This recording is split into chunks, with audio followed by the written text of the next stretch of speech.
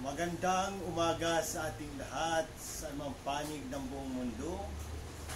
Mga nanonood ngayon at nakikinig, pakinggan naman natin ang mabuting balita ng Panginoon ayon kay San Mateo.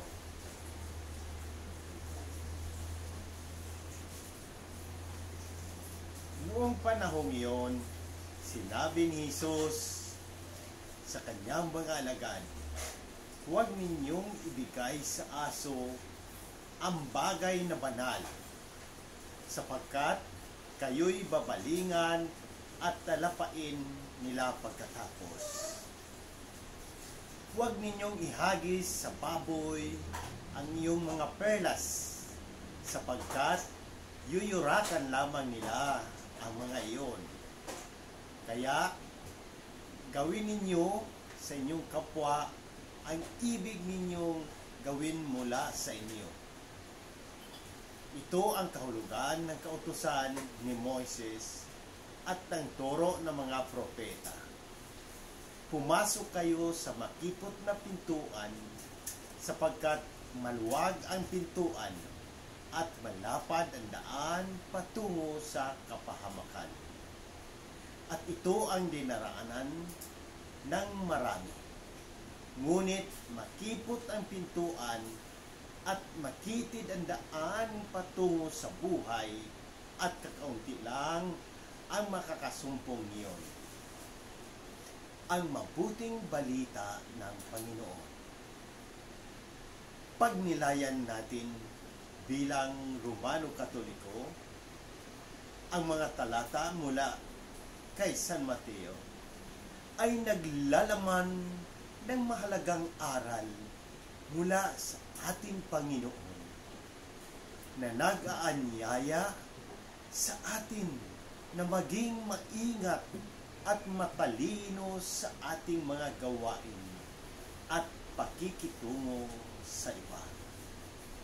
Una, ang paalala ni Jesus na huwag ibigay sa aso ang bagay na banal at huwag ihagis sa baboy ang perlas, ay nagpapakita ng kahalagahan ng tamang pag-aalaga at pagbibigay halaga sa mga sagradong bagay.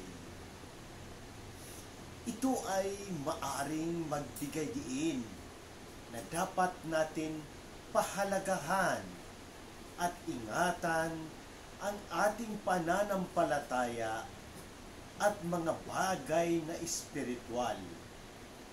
Sa buhay natin, kailangan maging maingat tayo sa pagbabahagi ng ating mga sagradong paniniwala at karanasan upang hindi ito mapagsamantalahan o maliitin. Pangalawa, ang tinatawag na gintong aral na gawin ninyo sa inyong kapwa ang ibig ninyong gawin nila sa iyo, ay naglalaman ng esensya ng kautusan ni Moises at ng mga turo ng mga propeta. Ito ay nagbubuod ng ating pananampalataya sa simpleng prinsipyo ng pagmamahal at respeto sa kapwa.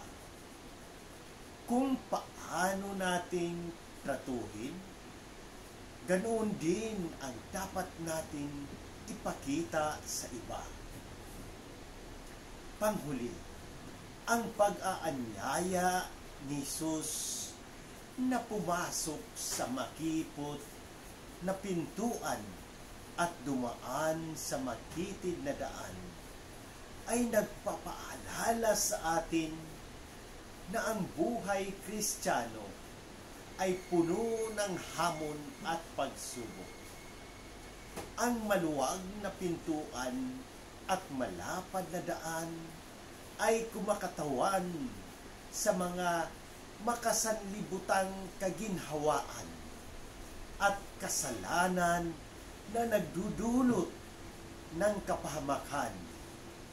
Samantalang ang makipot na pintuan at makitid na daan ay naglalarawan ng mga sakripisyo at pagsunod sa kalooban ng Diyos na patungo sa buhay na walang hanggan. Bilang mga Romano Katoliko, tayo ay tinatawag na sundin ang mga aral na ito sa ating pang-araw-araw na buhay. Ang tunay na pagsunod sa mga turo ni Jesus ay nangangailangan ng disiplina, pagmamahal, at tapat na pananampalataya. Ang pagsusumikap na pumasok sa makipot na pintuan ay nangangahulugang pagpili ng tamang landas, kahit na ito ay mahirap, at pagtiyak na ang ating mga aksyon ay naaayon sa ating paniniwala at sa kalooban ng Diyos. Sa muli, sa Diyos ang papuri at pagpapala.